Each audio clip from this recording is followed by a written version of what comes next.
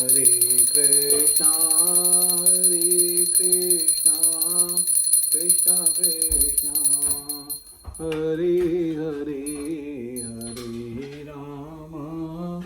हरे राम राम राम हरे हरे। गोविंद बोलो हरि गोपाल। आज हम श्रीमद् भागवतम के 11वें स्कंद का पेज 575 पढ़ने जा रहे हैं। भगवान श्री कृष्ण ने कहा, दिव्य ज्ञान की सहायता से पुरुरवा का मोह नष्ट हो गया।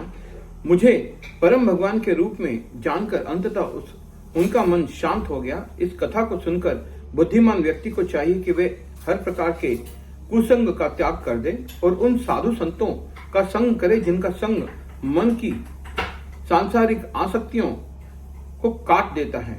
हे महाभाग उद्धव, मेरे भक्त परस्पर मेरे नाम, गुण, रूप, लीला आदि की चर्चा करते हैं, जो व्यक्ति को समस्त पापों से मुक्त कर देता है। जब व्यक्ति शुद्ध भक्तों का संग करता है तो उसकी श्रद्धा प्रगाढ़ हो जाती है और वह मेरी भक्ति प्राप्त करता है। इसके पश्चात प्राप्त करने के लिए और क्या शेष बच जाता है। जिस प्रकार यज्ञाग्नि के निकट आने से ठंड, भय और अंधकार तीनों नष्ट हो जाते हैं, भगवान के भक्तों की सेवा से भय और अज्ञानता नष्ट हो जाती है।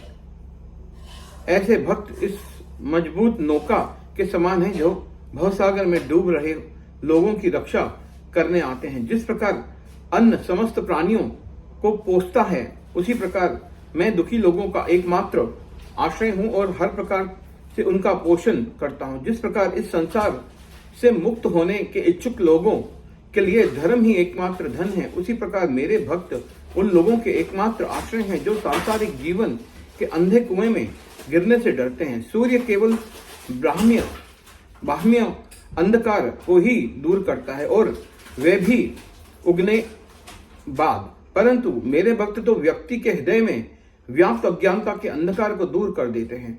श्री उद्धव ने कहा, हे भगवान, कृपया इस विधि का वर्णन करें जिसके द्वारा हमें आपकी श्रीमूर्ति रूप की सेवा पूजा करनी चाहिए। श्री भगवान ने कहा, हे उद्धव, अर्ची विग्रह की सेवा के लिए अनगिनत नियम हैं, इसलिए मैं केवल संक्षेप में ही उनका वर्णन करूंगा। श्रीमूर्ति का निर्माण 8 वस्तुओं से किया जा सकता है: पत्थर, लकड़ी, धातु, मिट्टी, रंग, बालू, मन तथा रत्न। श्रीमूर्ति की स्थापना स्थायी अथवा अस्थायी दोनों प्रकार से की जा सकती है, परंतु एक बार स्थायी रूप से आवाहन किए जाने पर फिर उन्हें त्यागना वर्जित है। नव साधक को चाहिए कि वह अत्यधिक ऐश्वर्यशाली साज सामग्री से मेरी श्रीमूर्ति की पूजा अर्चना करे। इससे उसे सदैव स्मरण रहेगा कि मैं परम भोक्ता हूं। जहां तक उच्च कोटि के भक्तों का प्रश्न है, वे आसानी से उपलब्ध वस्तुओं के साथ मेरी पूजा कर सकते हैं अथवा वे मन ही मन मुझे विभिन्न वस्तुएं अर्पित करके अपने हृदय में मेरी सेवा पूजा कर सकते हैं।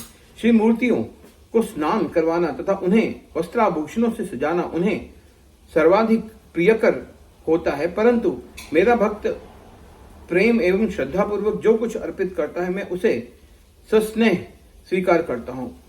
भक्ति भाव से मुझे थोड़ा जल ही क्यों ना दिया जाए, मेरा हृदय उसी में प्रसन्न हो जाता है। परंतु अभक्तों द्वारा की गई भव्य पूजा अथवा अर्पित किए गए बहुमूल्य उपहार भी मुझे प्रसन्न नहीं कर पाते, क्योंकि मैं प्रेम का भूखा हूँ और भक्तों द्वारा प्रेम पूर्वक दी गई छोटी से छोटी वस्तु मुझे अच्छी लगती है। और यदि भक्त मुझे सुगंधित तेल, धूप, फल तथा भोजन अर्पित करें तो फिर उसका क्या कहना।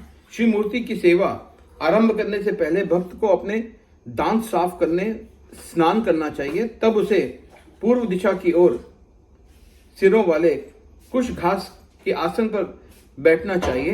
भक्त को ज्ञान होना चाहिए कि उसके शरीर तथा श्रीमूर्ति इन दोनों को अपनी उपस्थिति से संचारित करने वाला मैं ही एक परमात्मा हूं।